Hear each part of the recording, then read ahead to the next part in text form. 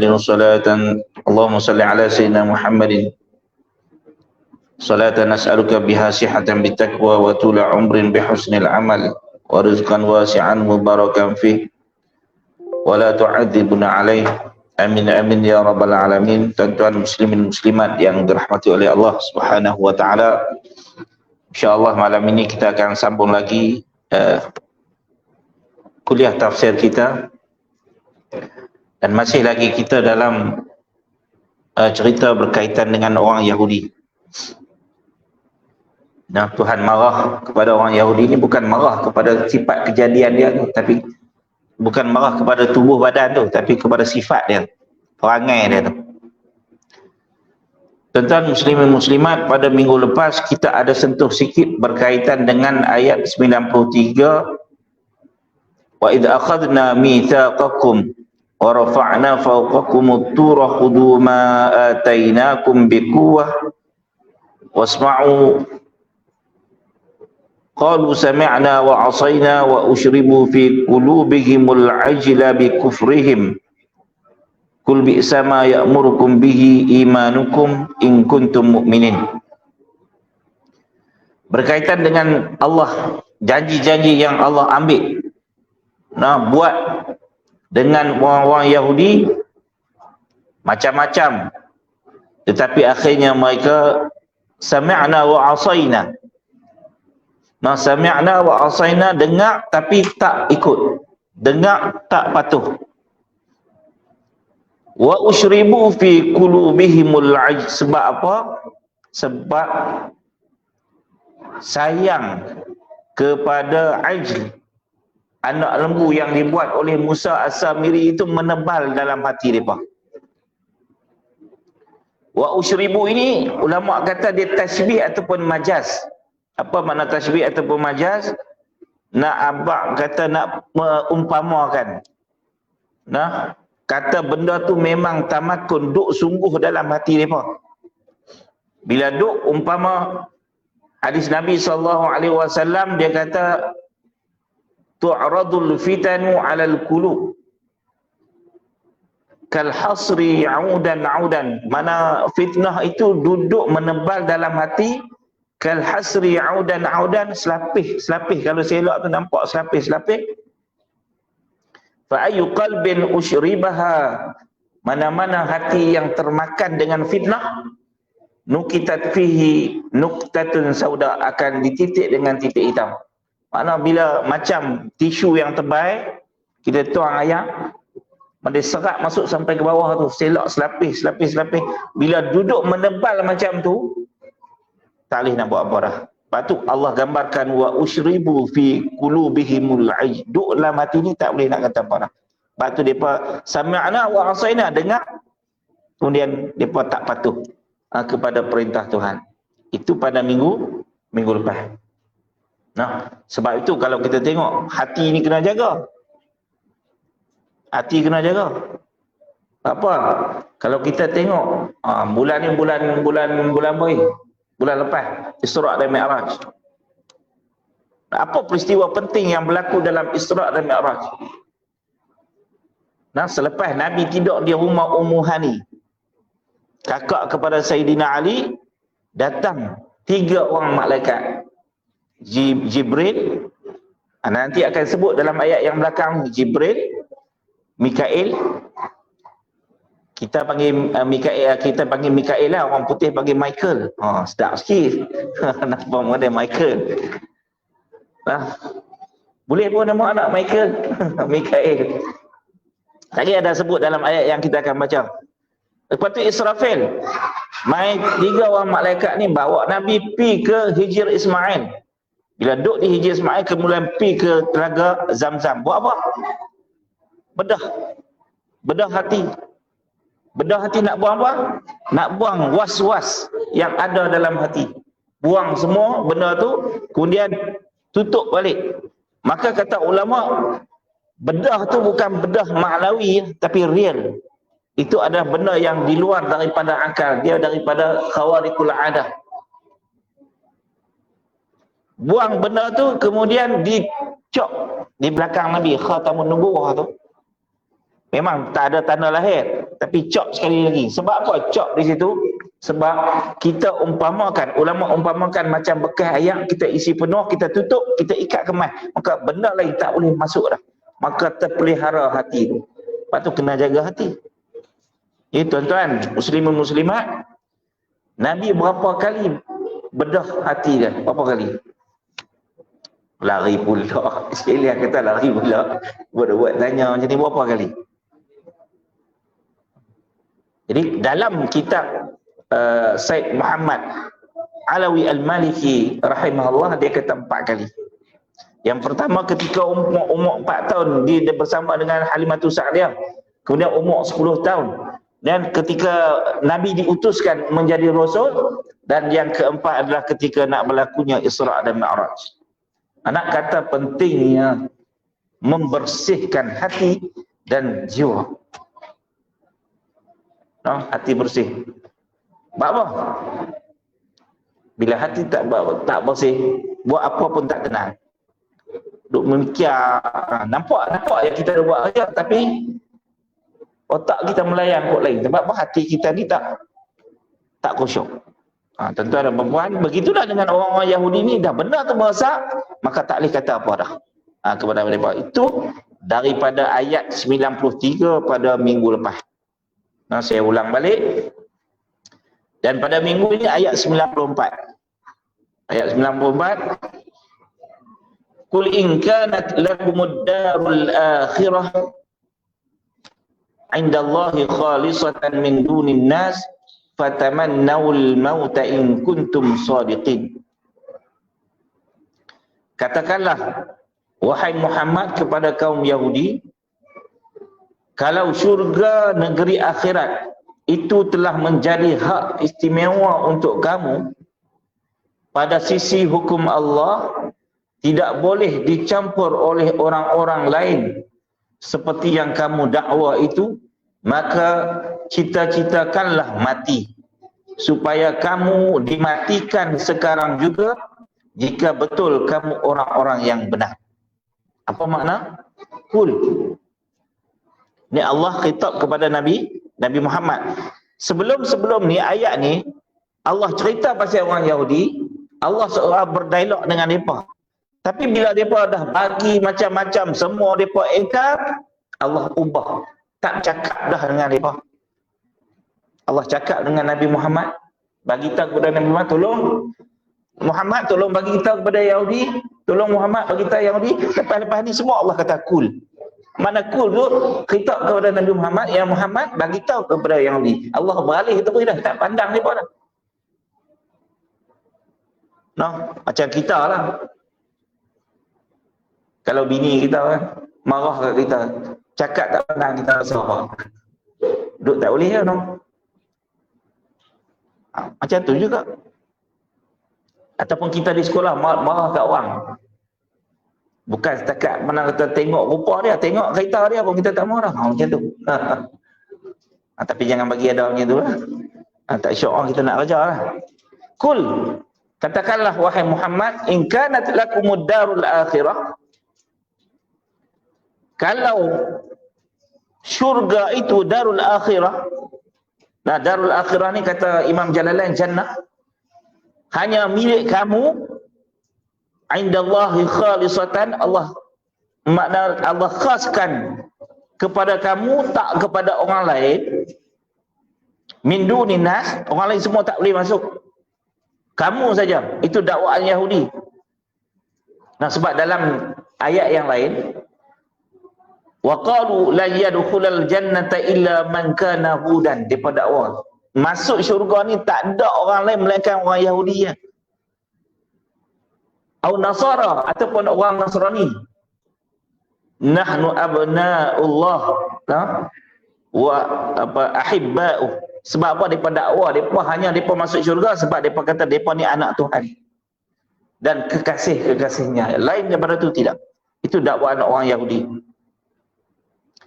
Kalau kamu dakwa macam tu, fatamannawul maut in kuntum shadiqin, maka cita-cita, angan-angan atau minta, mohonlah untuk mati. Minta bagi mati kalau kamu benar. In kuntum shadiqin, kalau kamu memang orang yang benar. Ayat ni Allah nak tempelak depa. Kalau hampa betul kata syurga ni milik hampa, minta lah mati. Nanti tengok bila mati nak jadi apa? Duduk dalam syurga ke duduk dalam neraka? Macam tu bahasa dia. Kalau hampa betul, minta matilah. Maka ayat ini Imam Ibn Katsir kata ini adalah ayat mubahalah. Apa makna ayat mubahalah? Mana mubahalah, mu'alanah, yang berlaku di antara Nabi dengan orang Yahudi. Tahu tak istilah mubahalah ni? 3-4 tahun lepas ni memang heboh buat mubahalah. Ingat tak? Berlaku apa sikit, duduk dalam masjid ambil Quran, angkat sumpah. Ingat tak? Orang tu mubahalah kan? Tapi tuan-tuan, mubahalah ni bahaya. Bukan boleh buat sebarangan semua benda. Kalau benda tu bersangkut dengan benda furuk, benda ijtihad, tak boleh. Dia kena benda penting saja. Bab akidah memang kita dah bagi hujah. Dia tahu dia salah tapi dia tak nak kata dia betul. Dia lawan, dia engkar. Berkaitan dengan akidah, barulah boleh mubahalah. Pasal apa bahaya? Pasal Imam Ibn Hajar Asqalani kata, jangan main-main dengan mubahalah ni. Orang yang mubahalah, berani mubahalah, dia mau tak mau paling tidak setahun dia ada hidup, lepas tu mati. Pengalaman Imam Ibn Hajar Asqalani. Sebab apa? Dia pernah berdebat dengan etis. 2 bulan lepas itu meninggal jelah dengan izin Tuhan. Meninggal. Sebab apa dalam hadis Nabi yang lain, orang yang mubahalah ni, pada Yahudi ni, kalau betul-betul mereka mubahalah, mereka balik tak akan dilihat oleh keluarga mereka. Mana apa? Mati ya. Apa ni? Nabi cabar mereka, kita mubahalah, kalau hampa betul, kalau hampa buat, memang hampa betul, kalau hampa tak buat, memang hampa menipu. Maka dalam ayat ni sebenarnya Allah nak buka tempelak mereka aja. Kedegilan mereka aja. Maka tidak berlakulah mubahalah ni. Tak berlaku. Lari gitu ya orang Yahudi. Bila lari, menunjukkan bahawa mereka adalah orang yang pembohong. Bohong, bukanlah seperti apa yang didakwa oleh mereka. Nah? Maka fatamannal maut ni, kata Ibnu Abbas, dia kata fasalul mauta, minta mati. Nah? Lau tamannal yahudu al mauta lamatu. Kalau orang Yahudi pada waktu itu minta mati, mereka akan mati. Tapi mereka minta lah, mereka tak minta. Sebab apa? Bangsa Yahudi ni paling takut mati. Bukan mereka berani. Mereka takut mati. Saya ayat ada ayat ni, mereka nak minta hidup 1000 tahun ni. Takut mati. Lepas tu kalau Yahudi yang lah duk perang tu, kena seorang lah. Tentera mereka, ya Allah. Mereka sanggup korban apa saja untuk tebus apa nama jiwa mereka tu. Memang takut. Ada tabiat orang-orang Yahudi. Jadi muslimin muslimat yang dirahmati oleh Allah Subhanahu wa taala,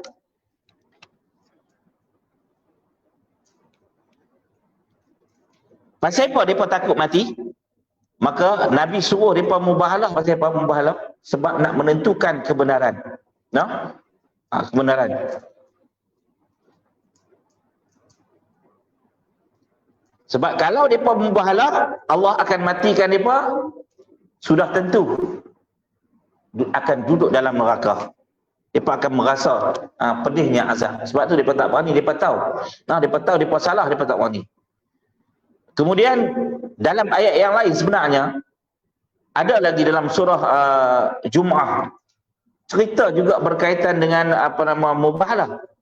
Orang Yahudi kata apa? Kul, Allah firman kepada Nabi Muhammad, ya ayyuhalladzina hadu, katakanlah kepada orang-orang Yahudi, in za'amtum annakum awliya'ullah min dunina, kalau kamu sangka kamu adalah kekasih Allah, tidak yang lain, fatamannaul maut in kuntum shadiqin, minta mati kalau kamu orang yang benar. Wala yatamannawnahu abadan bima qaddamat aydihim, depa sekali-kali tidak akan minta mati harapkan kematian sebab atas dosa yang mereka lakukan mereka tak berani. Wallahu alimun bizzalimin. Allah mengetahui orang-orang yang zalim. Tapi Allah kata lagi, kul, katakanlah wahai Muhammad, innal mauta alladhi tafirruna minhu fa innahu mulaqikum. Mati yang mereka lari tu, sebenarnya mati itulah akan berjumpa dengan mereka. Lari belah ke mana pun, mati tetap mati. Thumma turadduna ila alimil ghaibi wasyahadah, kemudian mereka akan dikembalikan kepada Tuhan yang mengetahui benda gaib dan benda yang nyata. Fayunabbi'ukum bima kuntum ta'malun, dan Allah akan nyatakan, kabarkan apa yang mereka buat satu-satu. Itu dalam surah Jumaah. Cerita dia sama, ayat lebih kurang. Cuma ulama kata dalam ayat ni Allah kata apa? Allah kata dalam ayat yang bawah, walan yatamannahu abadan bima qaddamat, menggunakan perkataan lan.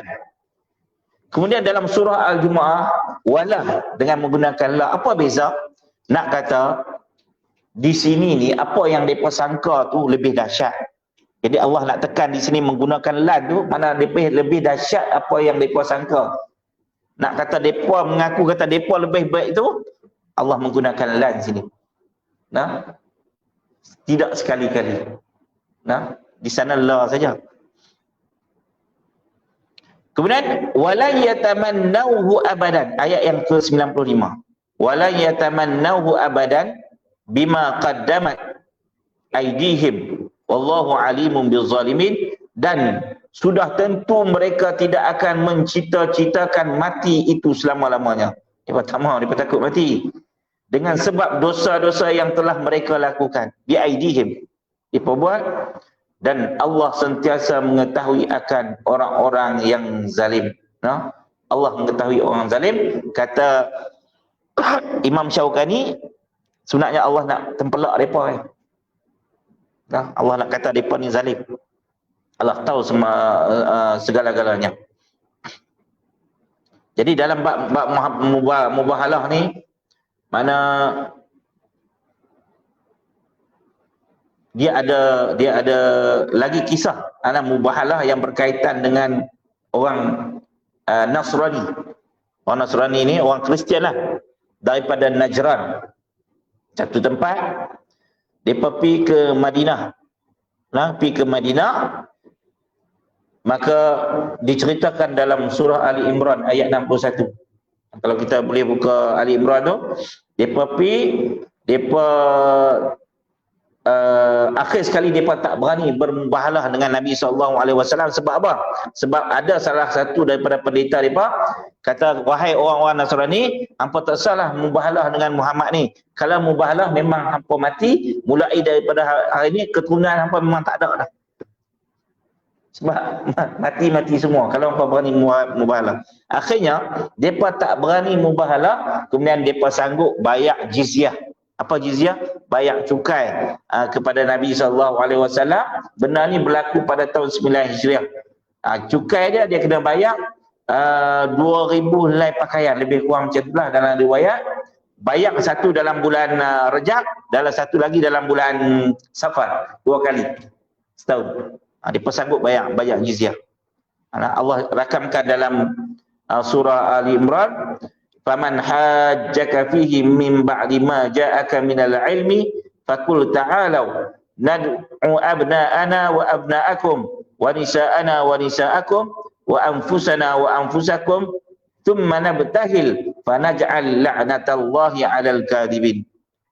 Kalau hampa memang mendakwa benda tu hampa betul, Nabi dah bagi hujah, kami bawa anak kami, hampa bawa anak hampa, kami bawa isteri kami, hampa bawa isteri hampa, kami bawa diri kami, hampa bawa diri hampa, kita bersumpah semoga Allah menjatuhkan laknat.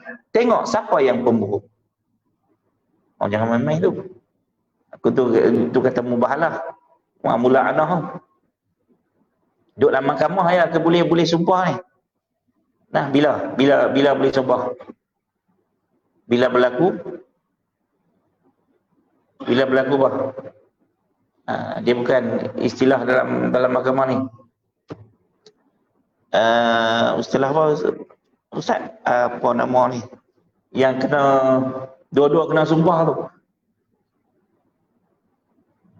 Bukan hulu. Dia panggil apa? Menuduh isteri dia melakukan zina. Bukan li'an. Li'an yang kita kena sumpah dalam agama kan.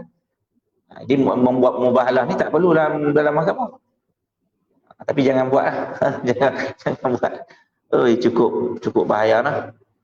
Kalau benda-benda yang remeh tu tak bayar. Syarat-syarat nak mubahalah ni dia ada syarat-syaratnya.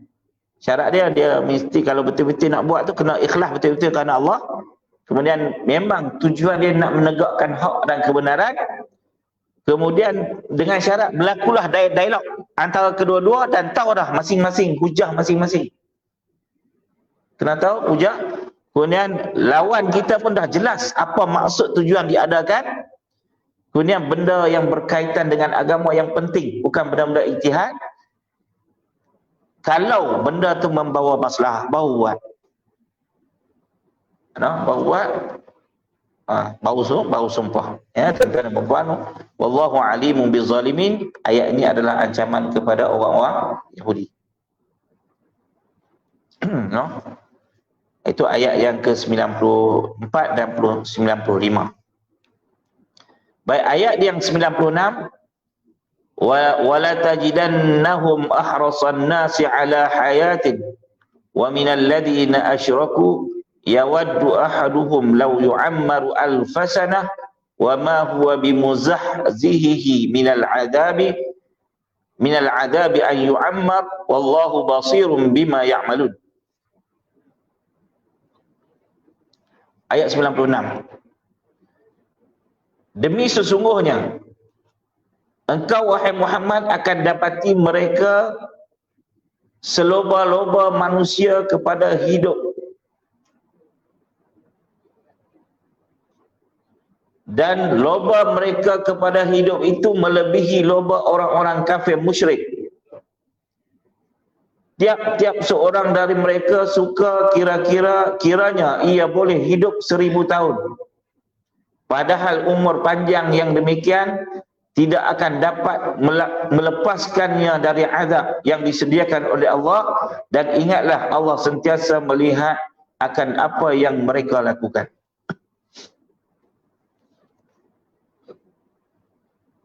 Wala tajidannahum ahrasan nas. Wahai Muhammad, kamu akan tengok depa ni orang yang loba, paling loba alal hayah, untuk hidup. Nak hidup lama. Orang-orang Yahudi dia pun memang takut mati dah. Tuhan dah rabak lah. Memang betul. Wa minal ladina asyraku. Depa ni takut mati lebih teruk daripada orang musyrikin. Pasal apa Allah kata lebih teruk? Pasal depa ni tahu dosa pahala, kitab turun. Memang diwahyukan kepada depa. Depa tahu. Orang musyrikin, mereka tak tahu. Mereka tak tahu apa nama dosa pahala. Yang mereka tahu memang mereka dah hidup lama. Jadi Allah gambarkan orang Yahudi ni, orang yang alim. Dah alim, tahu, tapi engkau lebih teruk daripada orang musyrikin. Nak hidup lama. Kalau boleh tu nak hidup 1000 tahun. Umur kita panjang mana ya? Tak tahu no. Tak tahu. Memanglah sekitar umur 60, umur Nabi 63, bonus 70, 80. Kan bodoh kan? Tak tahu. Sebab tu guru saya Syekh Ali Jumaah dia kata, orang yang takut mati ni tak kenal mati. Dia ulama sembang kan. Ulama kata lain. Kita orang faham ni. Tapi nak kena didik juga lama tak mau. Benda tu kena didik juga. Cuma di segi sains lah. Di segi sains, saya ada terbaca sikit. Dia kata, nak bagi umur panjang ni kajian orang putih. Dia kata jaga kaki. Jaga kaki tu. Dia kata sebab kita ni kaki cekang tak jaga, dia akan memendekkan umur. Kita akan ke orang nama tak larat tu 10 tahun jarak dia. 2 minggu saja kaki kita tak bergerak, tak berjalan, mana kita melengah menyia-nyiakan umur kita 10 tahun. Itu kajiannya lah, betul tak betul tak tahu lah. Jadi sebab tu kalau orang yang kuat kaki dia ni, dia hidup lama. Tengok siapa dia? Tu Dr. Mahathir tu jalan, walaupun dia makan yang lain kan, tapi dia sentiasa berjalan. Apa lagi? PM yang ke-10 tu, kuat laju dia berjalan. Apa ada kaki tu. Itu ada kajian lah. Jadi mulai esok penuh ke padang ni berjalan. Betul. Tunggu, kalau kita tak kuat dia punya ni, teruk juga lah. Lepas tu kadang-kadang tuan-tuan tengok, kadang-kadang saya semayang duduk macam rakaat ni bukan apa nama, tahiyat yang kedua kan, sebab nak kalih tu kadang-kadang dia berasa tak boleh. Tak apa, insyaAllah mulai esok kita berjalan. Yawaddu ahaduhum law yu'ammaru alfasanah, depa cita-cita kalau depa tu hidup boleh 1000 tahun. Wa ma huwa bimuzahzihi minal adabi ay yu'ammar. Nah, hidup 1000 tahun, padahal umur panjang yang demikian tidak akan dapat melepaskan daripada azab. Bimuzahzihi itu makna kata Imam Jalalain, dia kata mub'iduhu, menjauhkan daripada azab. Nah, batu orang dalam hadis Nabi, khairukum man tala umruhu wa hasuna amalu. Sebaik-baik orang ni yang panjang umur, amalan dia pun panjang. Kalau umur panjang, amalan tak guna juga. Sebab tu dalam hadis Nabi SAW ni, kita bagi orang Islam ni, Nabi kata ad-dunya sijnul mu'min wal jannatu al-kafir. Jannah bagi orang kafir, dunia ni. Syurga bagi mereka, bagi kita dia adalah sijin, penjara. Sebab apa? Sebab Imam Mawarzi ni dia pernah bertanya kepada Imam Ahmad, bagaimana tuan pagi ini? Tanya kepada Imam Ahmad. Imam Ahmad dia kata pagi ni keadaan hamba ini, dia kata dia ada macam-macam. Satu, dia kata dengan Allah menuntut untuk kita laksanakan kewajipan sembahyang semua. Kemudian pagi ni juga Nabi minta kita laksanakan sunnah, kita sebagai orang Islam kena buat sunnah dia. Kemudian malaikat pula minta kita melaksanakan benda-benda yang benar. Kalau tak buat, dia akan catat kiri kanan. Kemudian jiwa pula duk tuntut untuk ikut hawa nafsu. Iblis pula duk tuntut kita melakukan benda-benda keji. Malaikat maut duk mengintai nak ambil nyawa. Keluarga kita pula menuntut kita untuk cari nafkah bagi rezeki. Jadi kehidupan orang mukmin ini penuh jadual dia. Mana kata itulah sijin, penjara. Bagi orang kafir dia bukan heran apa Tuhan-Tuhan ke apa semua dia lana. Itu maksudnya kata Imam Ahmad.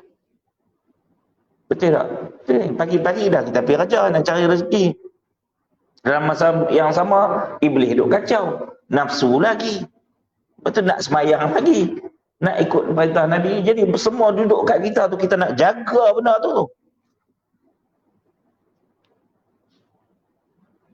Itu benda-benda yang patut kita perhati. Wallahu basirum bima ya'malun. Dan ingatlah Allah sentiasa melihat akan apa yang mereka lakukan. Tuhan tahu semua. Jadi tuan-tuan dan puan-puan, muslimin muslimat yang dirahmati oleh Allah Subhanahu wa taala, jadi benda-benda tu kita kena perhatilah, yang benda baik itu kita ambil. Kemudian ayat yang ke-98. Kul man kana aduwwan li Jibril fa innahu nazzalahu ala qalbika bi idnillahi musaddiqan lima baina yadayhi wa hudan wa busyra lil mu'minin. Ini masuk pangkat orang Yahudi lagi. Mereka kata Jibril ni musuh mereka. Sehari kita baca hadis. Kata musuh ni Jibril, ya habis cerita. Ha? Kalau peristiwa dalam peristiwa Isra' dan Mi'raj tu, doa yang dibagi oleh Jibril sampai Ifrit pun terguling mati. Hebat tak hebat Jibril? Kul, katakanlah wahai Muhammad, man kana aduwan li Jibril, sesiapa yang memusuhi Jibril. Jibril kalau dalam bacaan Syu'bah dia baca dengan Jabrail. Jabrail. Nah, man kana aduwan li Jabrail. Syu'bah. Mika lah dalam ayat yang di bawah Mikail. Syu'bah baca Mikail dalam ayat ni. Jadi tuan-tuan tak payah baca lah, tahu sudah lah.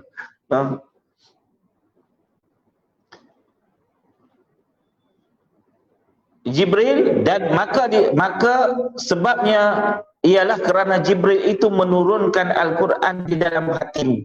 Sebab apa dia musuh? Siapa yang bermusuh kepada Jibril? Sesungguhnya kerana Jibril menurunkan Al-Quran di hatimu. Jibril adalah penurun wahyu kepada semua para anbiya.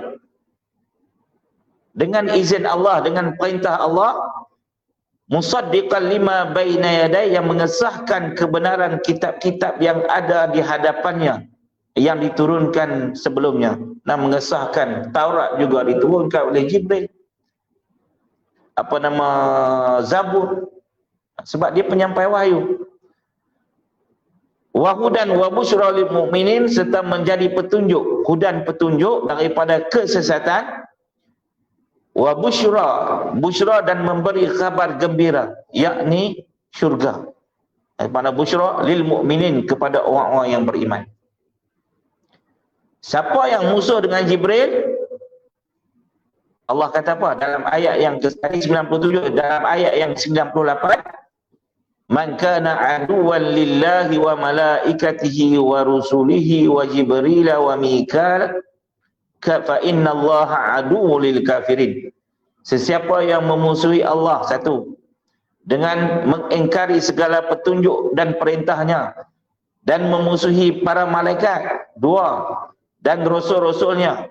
Rasul-rasul ni kata Imam Ibn Katsir ada dua. Sama ada rasul daripada manusia, nabi-nabi lah, dan rasul daripada malaikat, apa nama, penurun wahyu,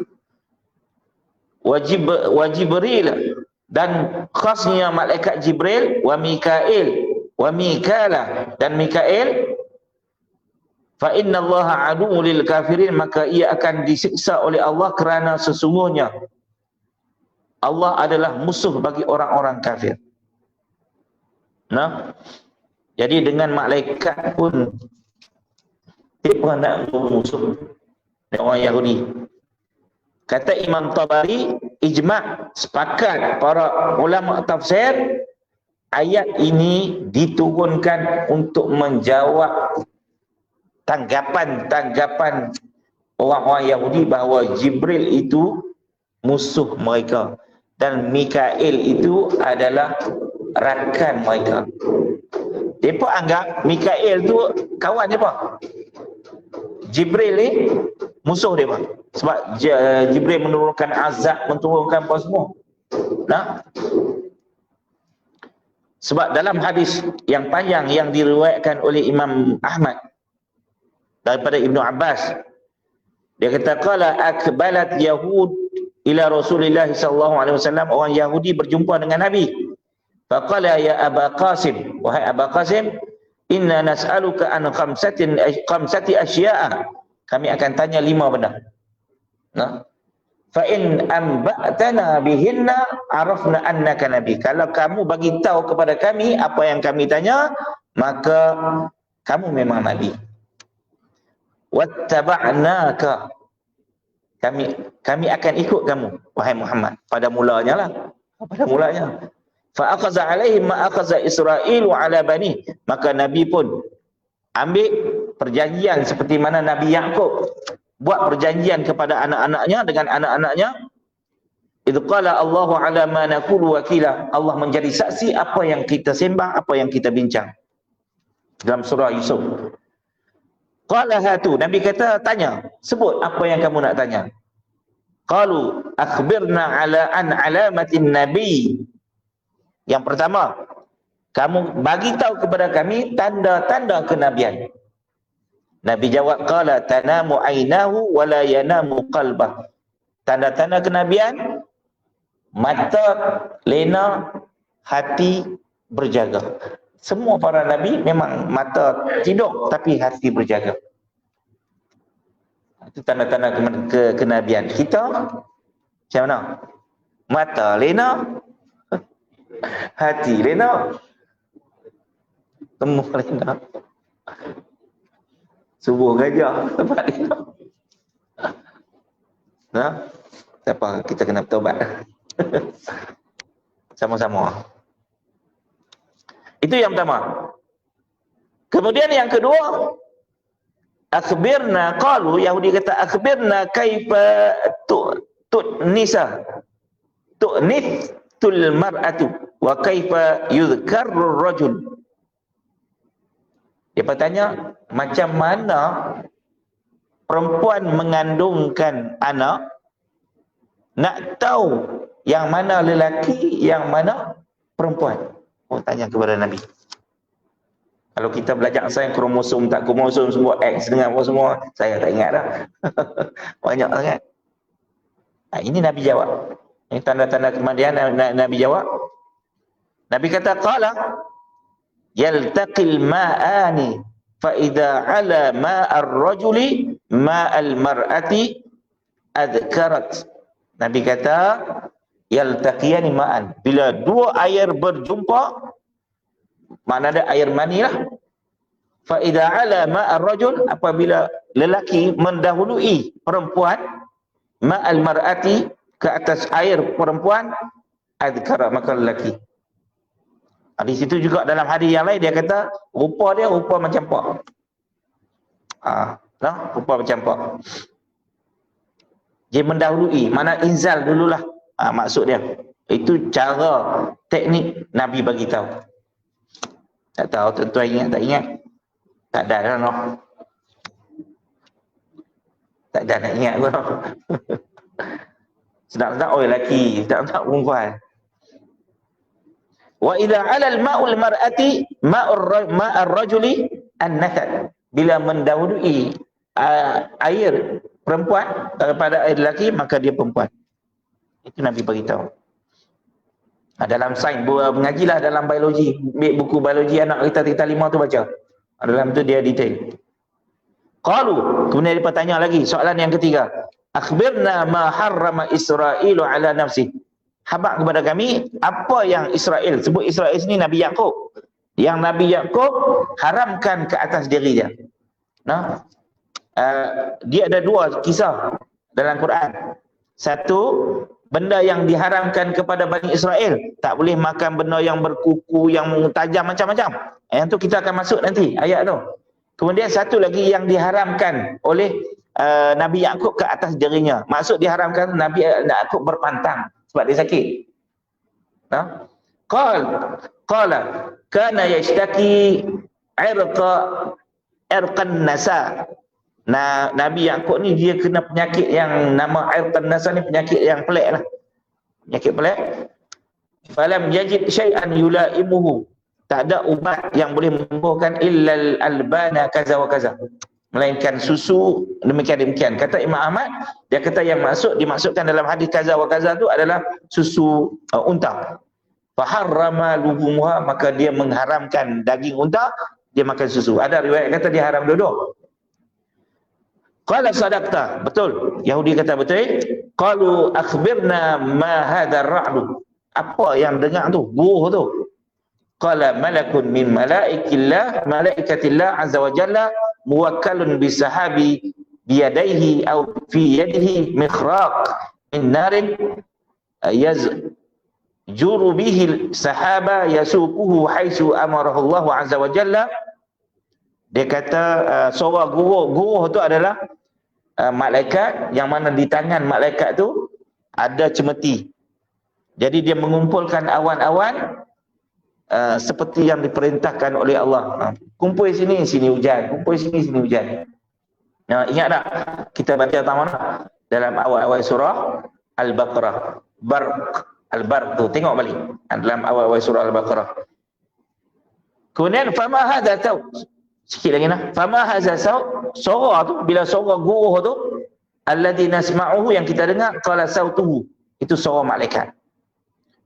Qalu sadaqta, betul, benar. Innama baqiyat wahidah wa hiya allati tunabi'uka in akhbartana. Lagi satu, kalau hang habaq kepada kami, kami ikut. Innahu laisa min nabiyyin, tidak melainkan kepada nabi ini, melainkan illa walahu malakun ya'tihi bil khabar, melainkan ada satu malaikat yang datang untuk mengkhabar, memberi wahyu. Fa akhbirna man sahibuka, bagi tahu kepada kami siapa yang menjadi sahabat kamu, menurunkan wahyu kepada kamu. Qala, Nabi kata Jibril alaihi salam, Jibril. Qalu, lalu orang Yahudi jawab, Jibrilu zaka alladhi yanzilu bil harbi wal qitabi wal azab aduna. Jibril yang menurunkan perang, pembunuhan dan azab itu adalah musuh kami. Lau qulta Mikail, kalau kamu kata kepada tentang Mikail, alladhi yanzilu bir rahmah wan nabat, yang menurunkan rahmat dan tumbuh-tumbuhan, wal qatri lakana, dan menurunkan hujan, maka dia adalah takwa. Dia kawan kami. Maka Allah turunkan ayat ini dalam surah Al-Baqarah, ayat yang mana? Ayat yang ke-97, 98, berkaitan dengan orang Yahudi kata Jibril ni musuh mereka. Lalu Allah turunkan ayat ini menolak apa yang mereka sangka. Maka hadis ni diriwayatkan di dalam Majma' Zawaid oleh Imam Ibn Hajar Haytami. Ibn Hajar banyak, Ibn Hajar Asqalani, Ibn Hajar Haytami, dia banyak Ibn Hajar lah. Jadi tuan-tuan muslimin muslimat, insya-Allah kita akan sambung lagi pada ayat yang ke-99 nanti. Bermula 99. Yang baik itu datangnya daripada Allah Subhanahu wa taala, yang tidak baik itu atas kelemahan kita. Allahumma anfa'na bima 'allamtana wa 'allimna ma yanfa'una wa zidna 'ilma. Wassalamualaikum warahmatullahi wabarakatuh. Panjang sikit malam ni